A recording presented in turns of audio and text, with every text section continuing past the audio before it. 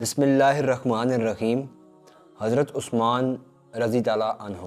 حضرت عثمان بن غفان رضی اللہ عنہ حضور نبی کریم صلی اللہ علیہ وآلہ وسلم کی ولادت سے 7 سال بعد پیدا ہوئے۔ آپ کا تعلق قریش کے امیہ قبیلے سے تھا۔ امیہ قبیلہ بہت دولت مند، طاقتور اور اثر و رسوخ رکھنے والا قبیلہ تھا۔ آپ کی حیا اور اچھے رویے کی وجہ سے ہر کوئی آپ کو بہت پسند کرتا تھا۔ آپ رحم دل اور سخی ہونے کی وجہ سے بھی مشہور تھے۔ آپ اسلام قبول کرنے سے پہلے بھی ضرورت مند لوگوں کی مالی مدد کیا کرتے تھے۔ آپ حضرت ابو بکر صدیق رضی اللہ عنہ کے قریبی دوست تھے۔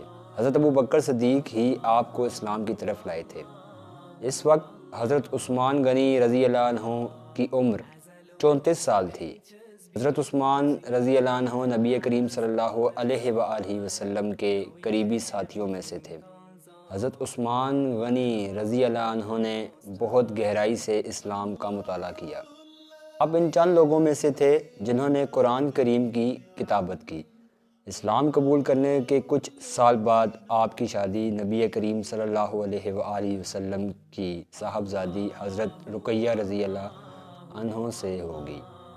اسلام قبول کرنے کی وجہ سے آپ رضی اللہ عنہ کے خاندان والوں نے آپ پر ظلم کرنا شروع کر دیا، اس لیے آپ کو ابی سنایا کی طرف ہجرت کرنا پڑی۔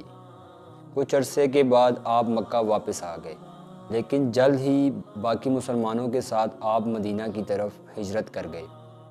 مدینہ میں پانی کی قلت تھی اور پانی کے کنویں چند لوگوں کے قبضے میں تھے۔ آپ نے ایک کنواں اس شرط پر خرید لیا کہ ایک دن کنویں کا پانی پرانا مالک بیچ سکے گا، جبکہ دوسرے دن حضرت عثمان رضی اللہ عنہ اس کنویں کے مالک ہوں گے۔ حضرت عثمان غنی رضی اللہ عنہ نے اپنی باری کے دن مسلمانوں کو مفت پانی لے کے جانے کی اجازت دی۔ اس طرح دوسرے دن لوگوں نے پانی خریدنا بند کر دیا۔ کنویں کے مالک کے پاس اس کے علاوہ کوئی چارہ نہ تھا کہ وہ کنویں میں سے اپنا باقی حصہ بھی فروخت کر دے۔ آپ رضی اللہ عنہ کی عاجزی اور انکساری کی وجہ سے مدینے میں بھی آپ کا کاروبار خوب چلا۔ کئی موقعوں پر مسلمانوں کی فلاح کے لیے خوب دولت خرچی، اسی لیے آپ کو غنی کہا جاتا ہے۔ غزوہ خندق کے بعد حضرت محمد صلی اللہ علیہ وآلہ وسلم نے اللہ کے حکم سے حج کرنے کا ارادہ کیا۔ آپ صلی اللہ علیہ وآلہ وسلم نے حضرت عثمان غنی رضی اللہ عنہ کو اپنا سفارت کار بنا کر قریش کے پاس مکہ روانہ کر دیا۔ غزوہ اس جنگ کو کہتے ہیں جس میں نبی کریم صلی اللہ علیہ وآلہ وسلم نے خود حصہ لیا ہو، لیکن قریش نے حضرت عثمان رضی اللہ عنہ کو اپنے پاس زبردستی روک لیا۔ اس معاملے کا اختتام اس معاہدے کی شکل میں ہوا جسے ہم صلح حدیبیہ کے نام سے جانتے ہیں۔ حضرت عثمان رضی اللہ عنہ بہت سادہ مزاج، ایماندار، رحم دل اور سخی انسان تھے۔ آپ رضی اللہ عنہ اکثر رات کے وقت اللہ کی عبادت کیا کرتے تھے۔ ہر دوسرے یا تیسرے دن روزہ رکھا کرتے تھے۔ ہر سال حج بھی کیا کرتے تھے۔ آپ رضی اللہ عنہ اکثر مسجد نبوی کے صحن میں فرش پر ہی سو جایا کرتے تھے۔ آپ رضی اللہ عنہ قرآن کے حافظ تھے۔